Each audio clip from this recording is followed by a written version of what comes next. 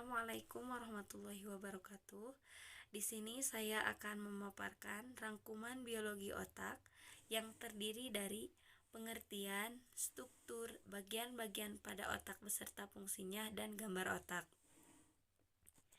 Yang pertama adalah pengertian otak.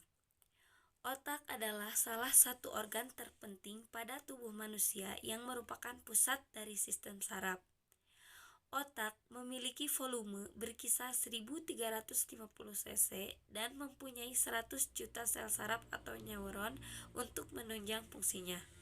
Fungsi otak salah satunya adalah sebagai pusat regulasi sebagian tindakan yang dialami dan sebagai pusat pengatur organ-organ tubuh, misalnya mengatur kerja jantung, hati, dan lain-lain. Otak juga merupakan pengendali tubuh. Jika seseorang memiliki otak yang sehat, maka akan mendorong tubuh yang sehat juga. Namun sebaliknya, jika otak seseorang dalam kondisi yang tidak sehat, maka itu merupakan penyebab dari masalah pada tubuh. Yang kedua, struktur otak. Otak manusia terbentuk atas dua sel, yaitu glia dan neuron. Glia adalah sel yang melindungi neuron atau bisa disebut dengan sel pelapis neuron. Sedangkan neuron merupakan sel saraf yang membawa segala informasi yang dibutuhkan tubuh ke otak. Neuron membawa informasi tersebut dalam bentuk potensial aksi.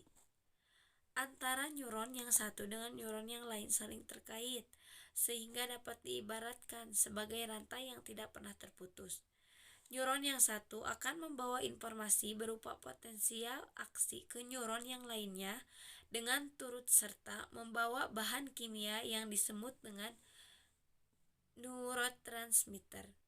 Neurotransmitter ini dibawa dan dikirimkan melalui sinapsis atau suatu celah antara neuron. Manusia atau bahkan makhluk hidup lain memiliki ratusan bahkan jutaan neuron yang saling terkait untuk membawa segala macam informasi ke otak. Yang ketiga, bagian-bagian otak. Secara umum, otak terbagi menjadi 4 bagian, yaitu otak besar atau cerebrum, otak kecil atau cerebellum, batang otak atau brainstem, dan sistem limbik.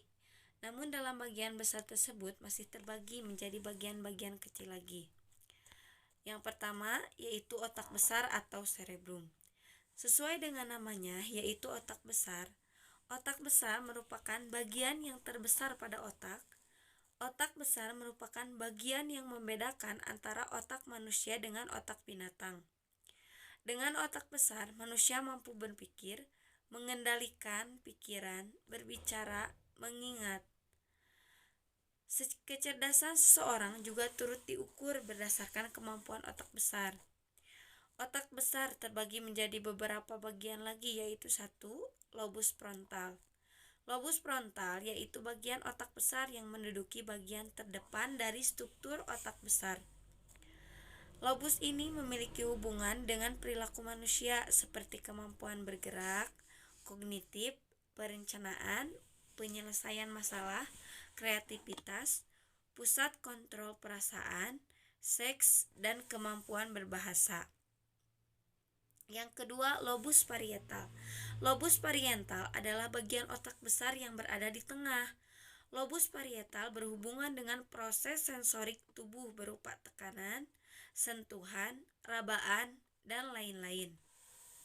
Yang ketiga, lobus occipital. Lobus occipital adalah bagian otak besar yang terletak paling belakang. Bagian otak besar ini memiliki hubungan dengan penglihatan atau visual manusia, sehingga tubuh mampu membedakan segala hal yang dilihat oleh mata. Yang keempat, lobus temporal. Lobus temporal adalah bagian otak besar yang berada di bagian samping kiri dan kanan otak. Lobus temporal berhubungan dengan suara atau verbal manusia, sehingga dengan adanya lobus temporal ini, manusia dapat berbicara serta membedakan berbagai bahasa yang digunakan. Bagian kedua dari otak yaitu otak kecil atau cerebellum. Otak kecil adalah salah satu bagian otak yang berada di bawah lobus occipital osipital otak besar, tepatnya di bagian belakang kepala dan berhubungan dengan leher bagian atas. Otak kecil memiliki hubungan dengan fungsi gerakan manusia, seperti mengontrol gerakan manusia, mengontrol gerakan koordinasi antar otot, mengatur keseimbangan tubuh, dan mengatur sikap dan posisi tubuh. Tanpa ada otak kecil, gerakan manusia menjadi tidak terkoordinasi dengan baik, sehingga mengakibatkan seseorang tidak dapat menggunakan otot-ototnya untuk melakukan aktivitas. Bagian otak yang ketiga adalah batang otak. Batang otak adalah bagian yang memiliki peran penting layaknya otak besar dan kecil. Batang otak berada di leher bagian atas dan memanjang hingga sampai ke sumsum tulang belakang manusia. Batang otak mengatur fungsi dasar manusia seperti mengatur proses pernapasan, proses denyut jantung, proses kerja ginjal, dan hal lain yang vital bagi manusia. Oleh karena itu, di dalam medis dikenal dengan mati batang otak, yaitu suatu keadaan cederanya batang otak yang mengakibatkan orang tersebut mati biologis. Batang otak terbagi menjadi beberapa bagian lagi, yaitu 1. Otak tengah atau mesencephalon. Otak tengah adalah bagian batang otak yang menjadi penghubung antara otak besar dan otak kecil. Otak tengah berhubungan dengan proses penglihatan pada manusia. Yang kedua, medula oblongata. Medula oblongata adalah titik awal dimulainya saraf yang akan menuju ke tulang belakang sehingga dilanjutkan ke seluruh tubuh. Medula oblongata berhubungan dengan pengontrolan fungsi otomatis organ-organ pada manusia. Yang selanjutnya adalah pons. Pons adalah bagian batang otak yang terletak di bawah medula oblongata dan mengatur serta meneruskan segala informasi ke bagian otak yang lain. Bagian keempat otak adalah sistem limbik.